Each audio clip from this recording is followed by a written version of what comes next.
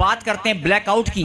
जिस ब्लैकआउट की आप बात कर रहे हैं, ये बहुत बड़ा चिन्ह है अंत समय का। ये एक अलग बात है कि परमेश्वर हमें शांति दी है और परमेश्वर ने युद्ध विराम हो चुका है, सीज फायर हो चुका है, हम सब जानते हैं। लेकिन बड़े ही ध्यान से समझने की बात है, अगले 10 से 15 मिनट अपना ध्यान आप केंद्रित करें। जब उसके चेलों ने कहा कि हमें बता कि आपके आने के क्या चिन्ह होंगे, और हम सब मसीह लोग जानते हैं जो परमेश्वर के बेटे और बेटियां कि यीशु मसीह जब आएगा तो उससे पहले अंत समय की बातें बाइबल में लिखी गई हैं। बहुत सारी बातें पहले से बता दी गई हैं। और एक दिन मैंने प्रचार में बताया था कि बाइबल के अंदर जितनी भी भविष्यवाणियां की गई हैं वो 80 से 85% लगभग पूरी हो चुकी हैं और उनके तथ्य और प्रमाण हैं।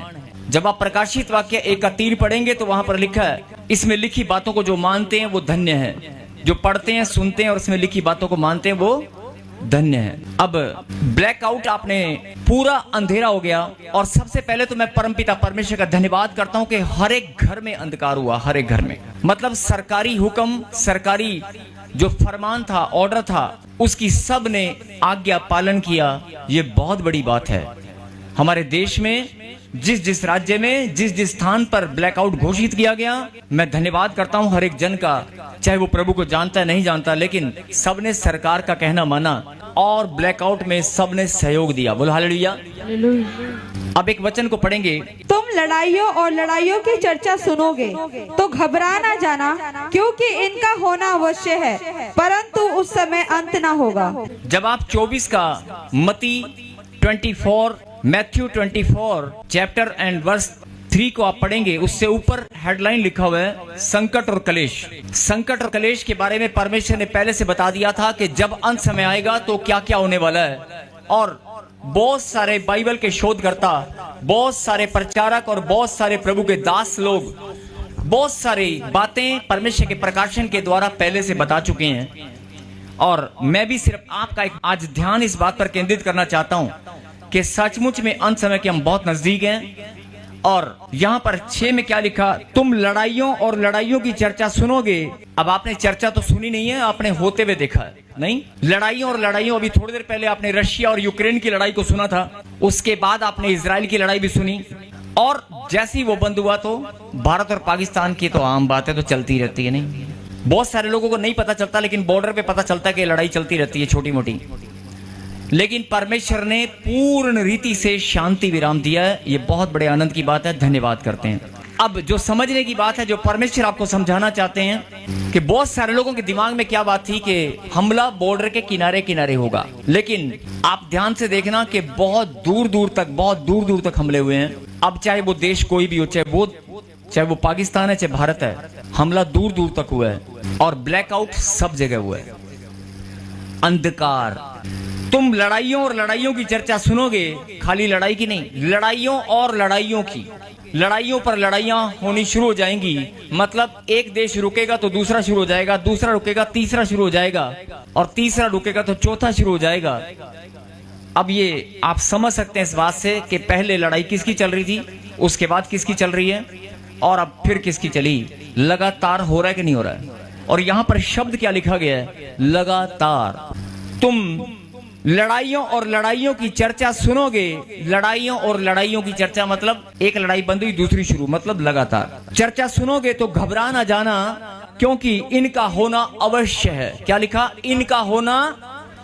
अभी तो ये थोड़ा सा समय आपने देखा होगा, लेकिन जब किसी देश में लड़ाई होती है तो हमें कोई फर्क नहीं पता लगता है। हम सिर्फ खबर सुनते हैं, अच्छा उत्थे लड़ाई उत्थे जंग छिड़ गई, अच्छा कोई नहीं, किन्ने बंदे मर गए, अच्छा ओ टीवी लाई न्यूज माड़ा जा, किन्ने जहाज उड़ गए, किन्नी बिल्डिंग गिर गई, धुआं निकलिया उत्था, ओ चलो चलो ठीक है जा, चल भी अपना स्कूटर ते किक मार, मोटरसाइकिल किक मार, चल अपनी दुकान खोलिए, चल भी चल अपना स्कूल चलिए, चलो अपने चलो डेली रूटीन वर्क, फेसबुक, चलो इंस्टाग्राम।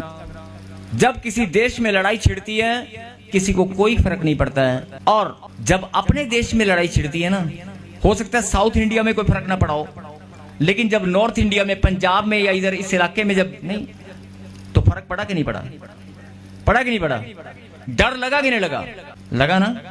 लेकिन जब यूक्रेन और रशिया में जंग छिड़ी थी तो आपको डर लगता था, नहीं लगता था ना। जब इजराइल में लड़ाई चल रही थी तो आपको डर लगता था, नहीं लगता था ना। यही बात मैं ऑनलाइन और सब ब्रांच वालों को समझाना चाहता हूं। मैं नहीं, परमेश्वर, मैं नहीं समझाना चाहता हूं, पवित्र आत्मा की अगुवाई के द्वारा जो आज वचन आपने भेजा है, जो समझने की बात है। जब कोरोना आया और चला गया, जो लोग कोरोना में पीड़ित रहे, अब कोई कोरोना को याद करता है? नहीं करता ना। डर खत्म हो गया ना। जब कोरोना था तो कितना डर लगता था, और पड़ोसी को देखकर भी मेरे करे ना बढ़ गए कि अगर दूध की थैली भी आ रही है तो टूंटी के नीचे 10 मिनट लगातार पानी में धोनी है, सैनिटाइजर मारना है। इतना डरते थे, इतना। भूल गए? पॉलिथीन पे हाथ लगाने से डरते थे, नहीं याद है? बस अगर वो डर आज भी नहीं, याद नहीं था, भूल गए थे, याद कराया है। मैं उस सच्चाई की बात क्यों करना चाहता हूं? मैं सच्चाई की बात इसलिए करना चाहता हूं कि ये सच्चाई है, और अगर सच आप जानते हैं, लेकिन ये भी सच है कि हर एक इंसान, चाहे वो डरपोक है चाहे निडर है, सब उस बात को भूल चुके हैं। अगर आप भूल चुके हैं, कोई बात नहीं, अब इस वचन पर आप ध्यान दें। लड़ाइयों पर लड़ाइयों, लड़ाइयों पर लड़ाइयां नहीं, मतलब लगातार होंगी। पहले लड़ाई हो रही थी, कोई किसी का ध्यान नहीं गया, किसी ने कुछ बताया भी नहीं होगा, और साढ़े केड़ा देश है ना।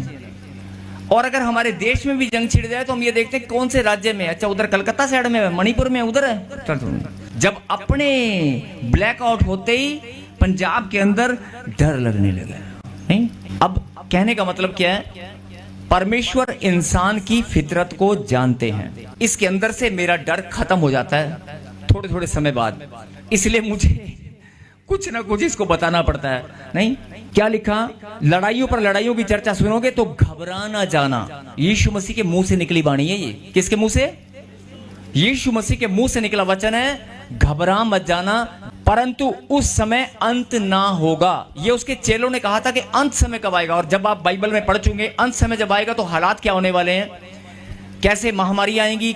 लेकिन आज अगर किसी को बोले ना कि बुरा अंत समय आ रहा है, तो कहेंगे अभी कहां, अभी नहीं, अभी नहीं। लेकिन इस चीज से आप समझ जाएं कि अंत समय क्या बहुत नजदीक है। ये बहुत बड़ा संकेत परमेश्वर ने आपके लिए दिया है कि लड़ाइयों पर लड़ाइयां होनी शुरू हो चुकी हैं। इस बात को आप समझें, और ये यीशु के मुंह से निकली वाणी है। बोलो आमीन। मत्ती 24 अध्याय और 3 से लेकर 6 तक मैंने आपको पढ़ाया। 6 में लिखा कि तुम घबराना मत, यीशु मसीह का वायदा है।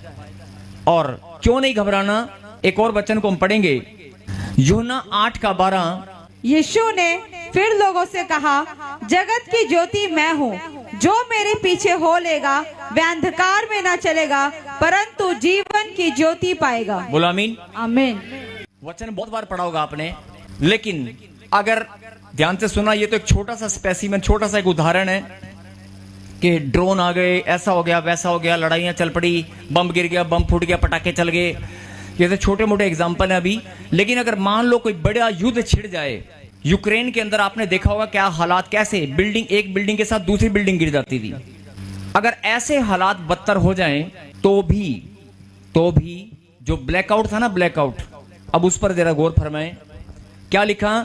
जगत की ज्योति मैं हूं, जगत की ज्योति, और जो मेरे पीछे होगा, जिसने मेरे वचन को ग्रहण किया होगा, जिसने मेरा नाम अपने दिल पर लिखा होगा, जो मुझे याद करता होगा, जो मुझसे प्यार करता होगा, जो मुझसे प्रेम रखते होंगे, आंधी और तूफान हो, ब्लैकआउट हो जाए, बम गिर जाए, भूकंप आ जाए, कुछ भी हो जाए, जो मेरे पीछे होगा वो अंधकार में नहीं हो, वो अंधकार में ना चलेगा ना रहेगा।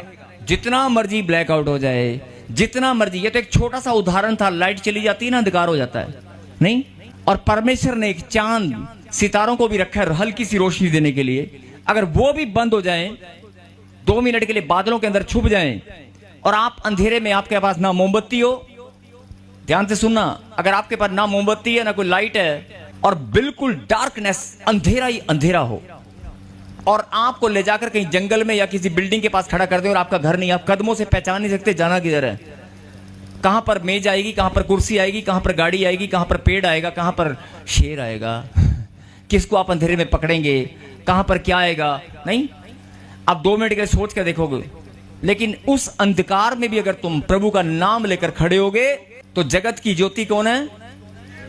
यीशु मसीह। तो ये बात आज आपको याद रखनी है, जितना मर्जी अंधकार हो जाए, उसने वायदा किया, ये परमेश्वर का वायदा है, जितना मर्जी अंधकार हो जाए, जितने मर्जी बम ब्लास्ट हो जाए, जितना मर्जी युद्ध हो जाए, जितना मर्जी हालात बदतर हो जाएं, लेकिन अपने बच्चों को प्रेम करना, अपने बच्चों को संभालना, अपने बच्चों को सुरक्षा देना यीशु मसीह जानते हैं। आमीन। अभी 3 दिन ब्लैकआउट रहा था ना, लोगों ने राशन इकट्ठा करना शुरू कर दिया। ओए ओए ओए ओए गल सुन, साडे मोहल्ले च ना रेडी आई है राशन दी, है ना, ले डीसी साहब के ऑर्डर आ गए हैं, फलाने के ऑर्डर आ गए हैं, 3-3 महीने का राशन इकट्ठा करना है। चर्च में भी बहुत लोगों ने फोन किए, 3 महीने का राशन कम से कम इकट्ठा कर लो, ब्लैकआउट पक्का होने वाला है, अभी पक्का युद्ध पक्का है ना। लेकिन परमेश्वर शांति देने वाला है, बोला आमीन। और ये बहुत बड़ा चिन्ह है। ये छोटी छोटी बातें जब हमारे जीवन में एग्जाम्पल या कुछ भी घटनाएं होती हैं तो हमें डरना नहीं है। कुछ भी घटनाएं अगर हमारे जीवन में होती हैं तो हमें डरना नहीं है। परमेश्वर ने कहा कि जगत की ज्योति जो मेरे पीछे होगा वो अंधकार में नहीं रहेगा। और आगे क्या लिखा, परंतु किसकी ज्योति पाएगा? जब जीवन की ज्योति आपके पास है ना, तो फिर ये घर की ज्योति, घर की लाइट, मोबाइल की लाइट काम नहीं आएगी। वो मोबाइल की लाइट फेल हो सकती है, बैटरी की लाइट फ्लॉप हो सकती है, इलेक्ट्रिसिटी डिपार्टमेंट फ्लॉप हो सकता है।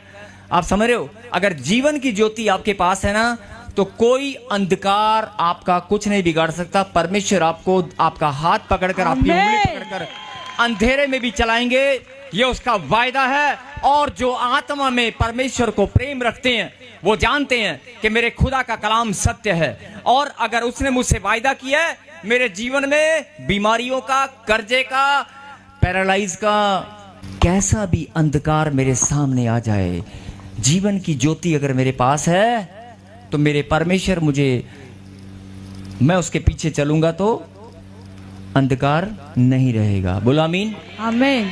आप समझ रहे हो मेरी बात को? बहुत लोगों ने वचन पढ़ा होगा, बहुत लोगों ने इस बात को समझा होगा, लेकिन एक और बात हम पढ़ेंगे, मती